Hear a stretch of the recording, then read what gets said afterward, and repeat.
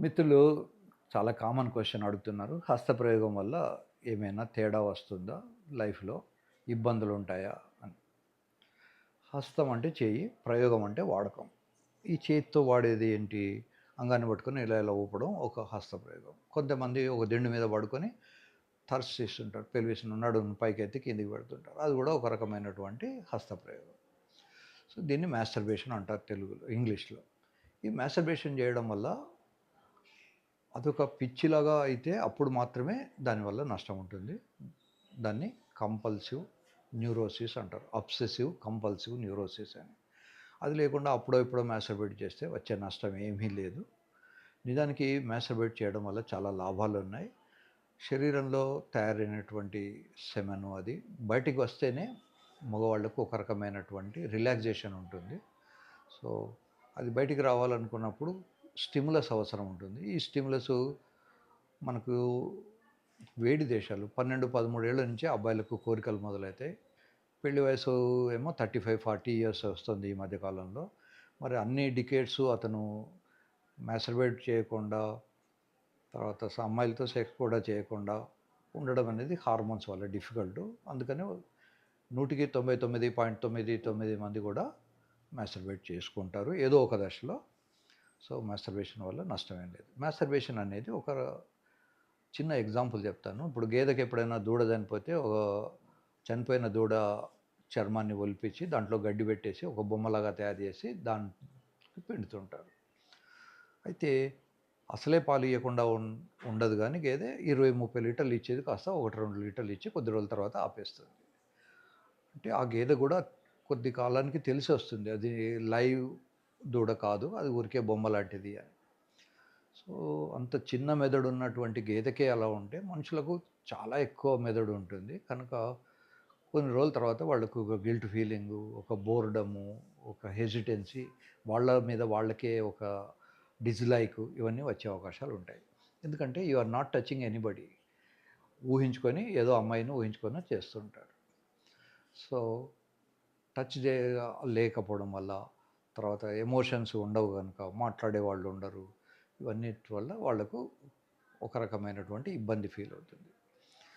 కొద్దిమంది దాన్ని get on కాగలరు. కొద్దిమంది పెళ్ళైన తర్వాత మాస్టర్బేషన్ మానేస్తారు. కొద్దిమంది పెళ్ళైన తర్వాత కూడా మాస్టర్బేషన్ కూడా చేసుకుంటారు. ఒకసారి నా దగ్గరకు ఒక కపుల్ వచ్చారు.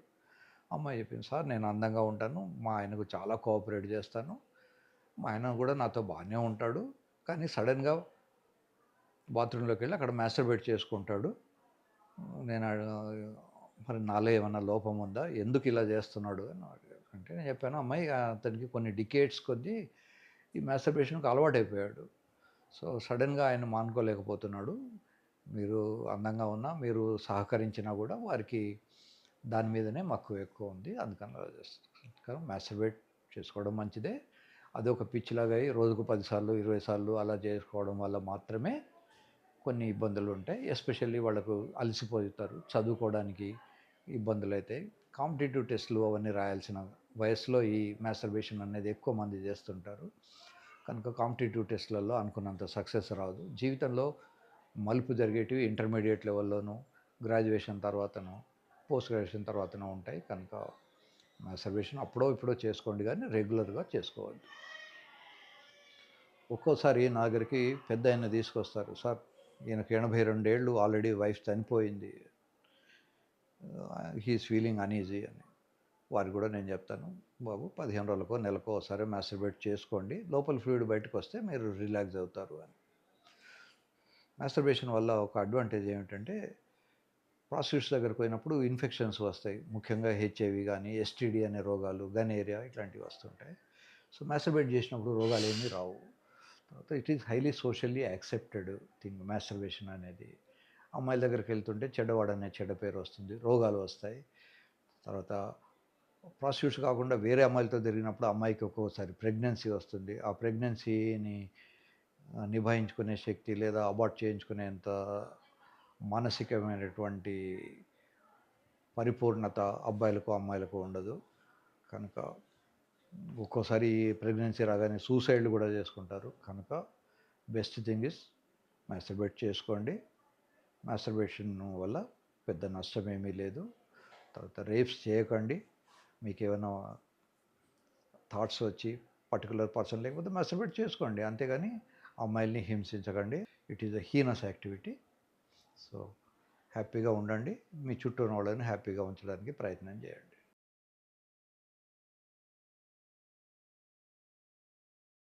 దీన్ని ఎర్లీ ఎజాకులేషన్ అంటారు. ఇదివరకు ప్రీమెచ్యూర్ ఎజాకులేషన్ అనేవాళ్ళు.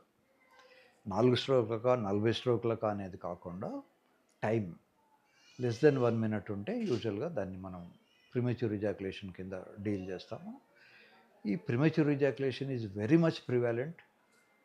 పాపులేషన్లో దాదాపు 90% ఆఫ్ ది పీపుల్కు ఏదో ఒక టైంలో అయినా ప్రీమెచ్యూర్ ఎజాకులేషన్ అవుతూ ఉంటుంది.